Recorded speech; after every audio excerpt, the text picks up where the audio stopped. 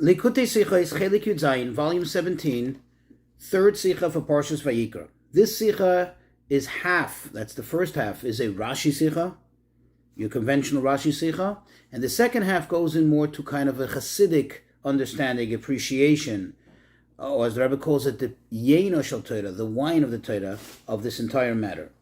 We're going to learn the first half, albeit briefly, but we'll try to get into the discussion to cover it as best as possible. And then we'll spend some time on the Hasidic, the esoteric aspect of it. Just a few rules that we're going to re-encounter here after so many Rashi sichas that we learned. First of all, that everything in Rashi is precise. There's no extra words, there's no extra explanations. And even when Rashi brings proof from elsewhere, from other verses, each one is accounted for. Moreover, even the order in which he brings the verses to prove, to back up his point, that too has a lot of significance. Another thing is that if Rashi seems to add, so to speak, to the actual interpretation of a word or of a topic, and goes into some detail, sometimes perhaps explaining the process or gives a narrative, that is not just superfluous. That is because that is very prudent to the point that Rashi is trying to bring out. Just as an introduction, I want to familiarize ourselves with two verses that are going to be crucial for this Rashi. One verse is from Proverbs, chapter 30, verse 33. Over there he says, for the pressure that one puts on milk, pressure on milk brings out butter or cheese. Okay, chema is a general word in Hebrew for butter/cheese. The second part of the verse says, umitzaf yotzidam, pressure on the nose extracts blood. And the third part of the verse says, umitz apayim yotzidiv, the pressure on one's anger, on one's patience, that produces strife. So that's one verse in Mishlei. So we're familiar with that verse. Another verse is from Isaiah, from Yeshayahu, chapter 16, verse 4. And it says over there, Yeshayahu is describing, sadly, what's the terrible things, the calamities that will fall upon the Jews. And one of the things he says, Kiofes hametz, which means, Rashi explains to mean that the mates, your riches, that come as a result of squeezing, pressuring the sheep and the goats, thus extracting the milk for them. That means the tremendous value that you had, the riches that you accumulated as a result of the abundance of milk, which comes through pressuring the others, that will subside. That will no longer be, that will end. That's what the verse says over there. That's just a quote from it's not important to read the entire verse. So let's go into the actual verse and the actual Rashi in our parsha. So in our parsha, chapter 1, verse 15. After the Torah describes an entire list of all the various offerings, the korban ola means it goes up entirely to Hashem. The verses talk about the korban ola, which comes from the fowl, from the bird. And it says as follows. In verse 15, it tells us the process. That the Kohen shall bring it to the altar. He should make it come close to the altar. And he'll pinch off the head. This is interesting, that the bird offering was not slaughtered in the same way that the sheep or the goats or the cows were offered as an offering to Hashem, where they had to go through a proper conventional ritual slaughter with a knife. Rather, it was done by pinching off the head in a certain procedure that only the Kohanim knew. But that's not important. Then it continues and it says, Vayikra hamizbecha, and he should burn it on the altar. And here is the key of the Rashi, V'nimtza domo al kirat hamizbeach, and its blood shall be drained, V'nimtza domo, and his blood shall be drained out against on the wall of the altar. So Rashi says in the heading, V'nimtza domo, Rashi says what this means is, this is lashon, this is an expression or this is similar to the expression in Mishlei, in Proverbs, of mitz apayim, which is the pressure on the wrath, on the anger. If you recall that verse we brought from Mishlei, from Proverbs. And then he continues with another proof. He says it's also like the word ofas hametz. This is from the verse in Isaiah, where it says that the extortion is at the end. The extortion that you'd get out from, we know what that means, from the sheep and from the goats, that is going to end. And then Rashi continues. He pressures the opening, the place from where he took its life, meaning the slaughtering spot. He pressures that on the wall of the altar. V'hadam mismatze, and the blood drains itself. V'yored, and it goes down. So it's obvious and it's clear that Rashi's objective here in this Rashi is to explain the word v'nimtza, which is a very uncommon word, and up till now in the Torah we never encountered it. So obviously Rashi's job is to explain to us what it means. However, the questions are, number one, what is the explanation, what is the connection to the second half of the Rashi? In other words, how does that connect to this? If his objective is to translate the word v'nimtza, he did a good job by bringing the first two verses that he brings, one from Proverbs and one from Isaiah, and that should suffice. What then is he adding by the narrative that he gives afterwards? And moreover, even if there is a reason for him to explain it, if he feels necessary to explain to us the process, it should have gone under a separate heading. Typically, when Rashi does so, he puts it under the same words perhaps, but a second heading, a second Rashi, because it's a separate subject. Here he explained and translated the word, and here he's telling us detail or giving us an explanation and process and procedure of how it works. Another question, why do we need to have two proofs? Why two verses? Why isn't one sufficient? And why specifically these two verses? There are other places in Tanakh, there are other places throughout Tanakh, which have a similar expression of v'nimtzo or mitz, and they mean exactly the same thing. And another question, question number 4 already at, a very curious question. Rashi brings the proofs that he brings, but he seems to bring it in a reverse order. We know that the order in the Tanakh is Torah, Nevi'im, Uksuvim. Torah is the 5 books of Moshe. The Nevi'im are the prophets, and then the Ksuvim are the scriptures. Mishlei, Proverbs, is in the third part, is in the Ksuvim, in the order of Tanakh. Isaiah, Yeshayahu, is in the second part, which is in the Nevi'im. So why then does Rashi bring first a proof from a latter part of the Tanakh, and only then does he bring from a prior part of the Tanakh? Another question, and this is a very obvious question, especially considering that we had the introduction. I presented the full verse in Proverbs. In the verse in Proverbs, it says 3 times the words mitz. It says it mitz as in relation to the milk, mitz in relation to the blood streaming from the nose, and then it says mitz in relation to suppressing the anger, pinching, pressuring the anger. So why does Rashi resort to the last mitz in the verse when he has 2 prior to it? Why did he bring it particularly from here? So the explanation of all this is as follows. You see, Rashi is not only out to translate the word v'nimtza. For that it would have sufficed to say only what it means, and that's it. How Rashi rather is also, his objective is to answer a question which seems to pop up here. It seems to be something that really is bothersome here. You see, if you look at the word v'nimtza, it seems, and actually the way it is a passive verb, as if it's happening, so to speak, on its own, as if the thing is happening in a passive manner.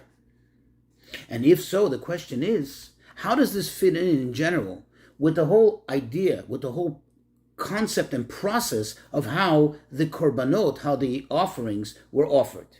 Because in all of them, there are some imperative steps that must be taken in order for it to be a korban, in order for it to be considered as a whole offering. First of all, there's shchita, there's the slaughtering. Okay, the parallel to that here is what? The pinching off of the neck. Then there is the sprinkling of the blood on the altar. And then there is the burning it on the altar. Now, in the bird offering, so like I said, pinching off the neck is paramount, is basically parallel to the slaughtering. Burning it on the altar, which explicitly is mentioned in this verse, is also parallel to what happens to every offering. But the question is, the blood, where do we see an action that seems to be parallel to the sprinkling of the blood? Normally, the Kohen has to take the blood with his fingers and he has to throw it, he has to sprinkle it towards the altar. In this case, it doesn't seem to be a parallel, because it's in a passive form, it's dripping on its own. It seems that once he pinches it off, the blood's flowing, and it seems to just flow down on the wall of the altar. That's not the same as sprinkling. Therefore, Rashi goes into the whole procedural narrative. He explains that what does v'nimtza mean? Nimtza doesn't mean that it's a passive thing, but rather that you're constantly squeezing it, so you're squeezing out the blood. And this is exactly similar and parallel to what sprinkling of the blood is. Because sprinkling of the blood is where the Kohen actively sprinkles the blood, actively throws the blood onto the altar. Here you're actively pressuring the opening of the neck in order for the blood to flow on the wall of the altar, which is ostensibly the same thing. And now we can better appreciate why Rashi brings his proof, why he focuses in at the end of that verse in Proverbs. You remember I asked, there were 3 mentions of the same word mitz, which all mean pressure. How come Rashi resorted to the 3rd one and not to the first? Because the answer is, based on what we just understood, based on what we just explained, it makes most sense to bring your proof from the 3rd one, and you cannot bring it from the first 2. Because the first 2 is, which is the first one? The one about the pressure which brings milk. The pressure in milk which produces the cheeses, the butter. Well, sometimes butter forms on its own. Sometimes cheeses form on their own, even without pressure. As far as the pressure that makes a nosebleed, well, not always does one have a nosebleed. Some people actually suffer from the fact that even if nothing happens, they didn't touch their nose, they didn't get a knock in the nose, and yet it bleeds. Whereas the pressure that brings about strife, the anger, the things that leads to strife, could only come about from the pressure, the active and direct pressure on one's anger, on one's patience. And therefore Rashi prefers the 3rd mitz in the verse. However, Rashi does not suffice with this one verse, and he adds another verse. Why? Because at the end of the day, this pressuring of the anger, this pressuring of one's patience is still not a physical action. In other words, it's not absolutely parallel and exactly like the scenario we're talking about here, where one is pressuring physically the neck of the bird in order to extract the blood, in order to cause the blood to drip down on the wall of the altar. And therefore he brings a proof from mitz, which is associated with milk, with the production of milk. With the extraction of milk, not production of milk, the extraction of milk, because over there you need to constantly pitch the udder in order to be able to extract that milk. However, if that's the case, why don't you just bring this 2nd verse, the verse from Isaiah, and that's fine, and then it'd be perfect. The answer is because from there's also not an absolute proof that this is what mitz means. Because there, in the context of what he's talking about, without Rashi, perhaps one would suggest that the mitz is not actually a description of the action that's taking place, but rather it's a title of the outcome, the riches that come about as a result of it. And now we can better understand why Rashi explains exactly how it happens and what happens, what the Kohen did, what the process was, in order to give us a better appreciation for the proof that he brings and to understand how it is a parallel to the sprinkling of the blood. As I said before, sprinkling of the blood is a direct result, a direct outcome of the action of the Kohen, of the active action of the Kohen, not a passive one. Here too, the way Rashi translates it and the way Rashi now explains it, now we have a picture and we see how the offering of the bird is exactly parallel to the offering of any other korban. It has all the major steps that any other korban has. Now we're going to go to the second half of the sicha, the Yeino Shel Torah, the wine of the Torah. The wine brings out the secrets. Get it more from a esoteric perspective. So we know that Ramban, Nachmanides, he explains in general that the whole concept of the offerings, the sacrifices, is really all about a person doing a reflection, the following reflection. And that is, when the person sees what happens to the animal, every step of the way, the person really has to think that really that should have happened to himself. That should have happened to him. However, with God's abundant kindness and mercy, the Creator, Hashem, gave us the ability to substitute the blood of the animal for our blood, the life of the animal for our blood, the fats of the animal for our fats, and so on. So this tells us that the whole concept of a korban, the whole concept of an offering, really parallels what really the person should be doing, the person's approach to getting closer to Hashem. So let's look at the main components of every offering and get a better appreciation of this. In every offering, the most important, the most imperative components is the blood has to end up on the altar and the chel of the fats. That means even such offerings that they are consumed by the individuals or the Kohen that eat them, but the main thing that has to go on the Mizbeach, the main thing that has to be offered to Hashem is the blood and the fats. What does the blood represent? The blood represents, in Yiddish, it's called the koch. Literally, koch means the cooking, the boiling. It means the excitement we have in things. And the fats, what do fats represent? So we know fats is really a result of pleasure. Fats is synonymous with pleasure. And thus, this is what you have to give to Hashem. Your pleasure, your excitement, and worldly things have to go to Hashem. And this explains why in the conclusion of all the offerings, we conclude with all the main offerings of Ola, which means to totally go up to Hashem. How do we wrap it all up? In other words, how do we make the main point? The main point is at the end. How do we conclude the whole subject, the whole topic? With the ultimate offering, which is the oath, which is the bird. The Torah tells us, how do you do it? What do? You have to do v'nimtza. There's a process here that you need to do. You need to do meats. You need to do pinching. You need to pressure. You need to subdue. This is the idea of iskafia, the idea of subduing your own desires, subduing your own instinctive wants, that through this someone suppressing their own desires, their own temptations, the blood drains and goes down. Meaning the excitement that one has and all the pleasures of the worldly pleasures, that starts to subside, that starts to go down. And now we can better appreciate, according to this esoteric perspective, the order why Rashi brings the verses he brings. He brings the verse from Proverbs which says, Mitzapayim yoitziroiv, that the pressuring of the patience, of the anger, this generates strife. Because in this verse really is expressed the entire concept of sins, that which causes us to be distant from Hashem, and in fact from all aspects, not only from the negative aspect, but also from a positive one.